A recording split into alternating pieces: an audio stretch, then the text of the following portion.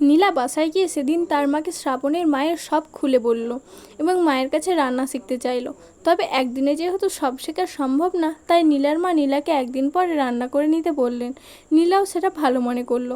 মাঝের একদিন এসে শ্রাবণের মায়ের সব পছন্দের খাবার বাবাকে কিনে আনতে বলল, কিন্তু শ্রাবণ এটা শুনে মন খারাপ করলো খুব, যেহেতু সে মাকে বলেছিল পরের দিন নিবে এবং মায়ের কাছে কোনো ফোন না থাকায় মাকে কল করে জানাতেও পারলো না যে তারা পরের দিন আসতে পারবে না, আসবে একদিন পর। মায়ের দ্বিতীয় স্বামী মাকে কখনো ফোন ব্যবহার করতে দিতেন না। শ্রাবণের মামাদের সাথে কথা বলার প্রয়োজন হলে ওনার ফোন থেকে তিনি নিজে কল দিতেন। অন্যদিকে কাজের খালা যখন পরের দিন সকালে আসলো রান্না করতে, শ্রাবণের মা তাকে রান্না করতে নিষেধ করে রাতে আসতে বললেন। খালা কারণ জানতে চাইলে মা উচ্চস্বরে বললেন, আজ আমার ছেলে আর তার বউ আসবে। ছেলের বউ কথাটি শুনে কৌতূহল বেড়ে গেল কাজের খালার। তিনি আগ্রহ নিয়ে জিজ্ঞাসা করলেন, আপনার ছেলে শ্রাবণ বাবা বিয়ে করলো কবে? একটু হেসে মা বললেন, বিয়ে করেনি এখনও, তবে করবে। খুব মিষ্টি দেখতে। কাল যে মেয়েটি শ্রাবণের সাথে এলো, সেই মেয়েটিকে শ্রাবণ বিয়ে করবে। আজ সে রান্না করে আনবে, তাই তোমাকে রান্না করতে না করেছি খালা। আচ্ছা, তাইলে আমি সব কিছু পরিষ্কার করে চলে যাই। মায়ের দ্বিতীয় স্বামী ফিরতে রাত হতো বলে তিনি দুপুরের সময় বাহিরেই খেতেন, তাই কাজের খালা সকালে কেবল মায়ের জন্য রান্না করতে আসতেন। সেদিন শ্রাবণ আর নীলার প্রতীক্ষায় ছিলেন মা। তিনি ভেবেছিলেন ছেলের সহ একসাথে খাবেন, সাথে নতুন মেহমান। শ্রাবণ অনেকক্ষণ ওনার পাশে থাকবে। শ্রাবণ সাধারণত মায়ের কাছে বেশিক্ষণ থাকে না, কিন্তু সেদিন তার থাকার কথা ছিল।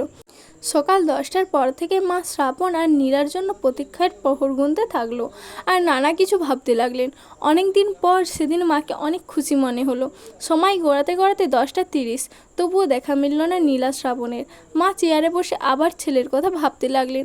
শ্রাবণের রাগ অভিমান এসব নিয়ে হাসতে লাগলেন মনে মনে। ভাবতে ভাবতে একটা সময় ঘুমিয়ে পড়লেন তিনি। মায়ের যখন ঘুম ভাঙল তখন দুপুর 2টা। ঘুম থেকে উঠেই নীলা শ্রাবণকে খুঁজতে লাগলেন, কিন্তু কাউকে পেলেন না। তিনি তখনও খেয়াল করেননি দুপুর যে পেরিয়ে যাচ্ছে। মায়ের রুমে সকাল দুপুর রাত সবই এক। বাহিরের আলো কখনো দেখা হয় না তার। যা দেখেন তা কেবলই রাতেরই অন্ধকার। অন্ধকার আর আলোর মাঝের ব্যবধানটা বোধহয় এটাই। অন্ধকারকে কখনো পথ দেখাতে হয় না, সে নিজেই চলে আসে। আর আলো তার জন্য একটু পথ না করে দিলে সে আসতে পারে না কখনো। ছেলে আসবে ভেবে অনেক ক্ষুধা থাকার পরেও আবারও ঘুমিয়ে পড়লেন মা। এবার চেয়ারে না ঘুমিয়ে খাটে ঘুমিয়েছিলেন। দ্বিতীয়বার ঘুম ভাঙলো কাজের খালার ডাকে। তখন সন্ধে নামার আর একটু বাকি। মা ভেবেছিলেন শ্রাবণ নীলা এসেছে। তিনি যখন শ্রাবণ বলে ডাকলেন তখন কাজের মহিলা বললেন, খালা আমি। একটা দীর্ঘশ্বাস ফেলে মা বলেন, ওহ তুমি?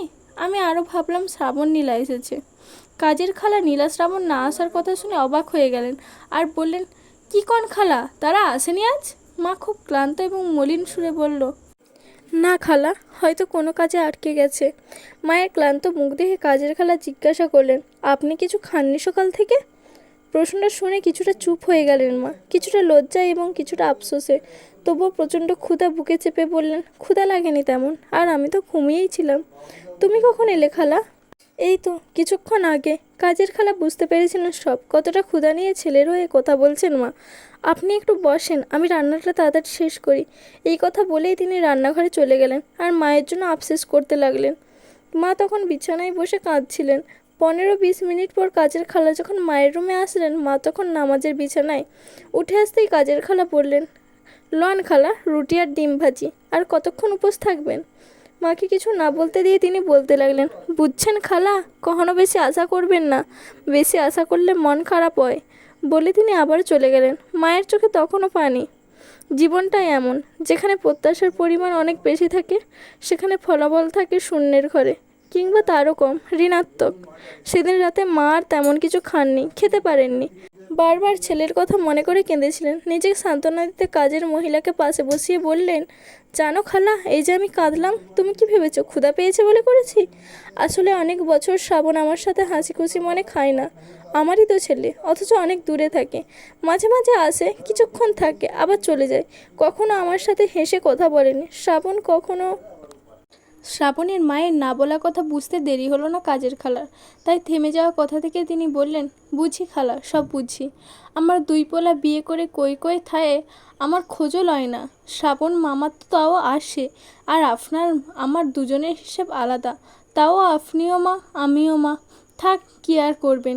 এই বলে খালা চলে গেলেন।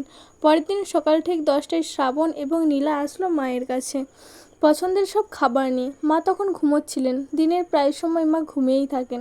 শ্রাবণ এবং নীলা যখন রুমে ঢুকলো তখন রান্নাঘর থেকে কাজের মহিলাটি এসে বললেন, মামা আপনি এসেছেন? শ্রাবণ মাথা নেড়ে বলল, হ্যাঁ, মায়ের জন্য রান্না করে নিয়ে আসলাম। নীলা রান্না করেছে সব। তারপর তিনি বলা শুরু করলেন, জানেন খালা, কাল আপনাদের জন্য কান্না করেছে। আপনারা আসবেন বলে উনি সকালে আমাকে রান্না করতে দেননি। পরে আপনারা তো আইলেন না, উনি সারাদিন উপাস ছিলেন। আপনারা আইলেন না কেন? কাজের মহিলার কথা শুনে শ্রাবণ চুপ করে বসে পড়ল মায়ের পাশে আর নীলার দিকে তাকিয়ে রইল অনেকক্ষণ। নীলার চোখে মুখে তখন ভর করেছিল ভয় এবং অপরাধবোধ। শ্রাবণ কোনো উত্তর দিতে পারেনি কাজের খালাকে। এর উত্তর তার জানা নেই, এমনকি উত্তর দেওয়ার ভাষাও তার জানা নেই। সে ভেবেছিল মা কিছুটা মন খারাপ করবে, তবে এতটা আশা নিয়ে থাকবে তা শ্রাবণ কল্পনাও করতে পারেনি। শ্রাবণের উত্তরের অপেক্ষা না করে তিনি আবার বলা শুরু করলেন, খালা মেলা দিন হলো কারোর সাথে খান না, একা একা খান। কাল আপনাগুলোকে একসাথে খাবেন বলে বইসা আছিলেন।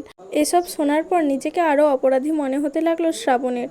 যাক, আপনারা আজকা আসছেন, এখন খালারে জাগাইয়া কথা কন, আর আমি যে এসব কইছি তা খালারে কইয়েন না। এই বলে তিনি রান্নাঘরে চলে গেলেন। শ্রাবণ তখন মায়ের ঘুমন্ত মুখের দিকে অনেকক্ষণ তাকিয়েছিল। ঘুমন্ত অবস্থায় অনেক পাপী মানুষকেও নিষ্পাপ মনে হয়, কারণ সে তখন আর পাপের জগতে থাকে না, তখন সে থাকে নিষ্পাপ। আর মা তো মাই। শ্রাবণের মায়ের অবস্থা অনুধাবন করতে চেষ্টা করলো এবং যতই অনুধাবন করতে লাগলো ততই নিজেকে অপরাধী মনে হতে লাগলো। কিছুক্ষণ পর শ্রাবণ মাকে জাগালো। মা চোখ মেলে শ্রাবণ আর নীলাকে দেখে অনেক খুশি হলেন। শ্রাবণ মায়ের দিকে তাকিয়ে চুপ করে চেয়ে থাকলো অনেকক্ষণ। নীরবতা ভেঙে মা বলল, কি ভাবছো শ্রাবণ? শ্রাবণ কান্না ভেজা স্বরে বলল, মা, আমাদের ভুল হয়ে গেছে, কাল আসতে পারিনি, আর কখনো এমন হবে না। নীলাও মায়ের হাত ধরে একই কথা বলতে লাগলো।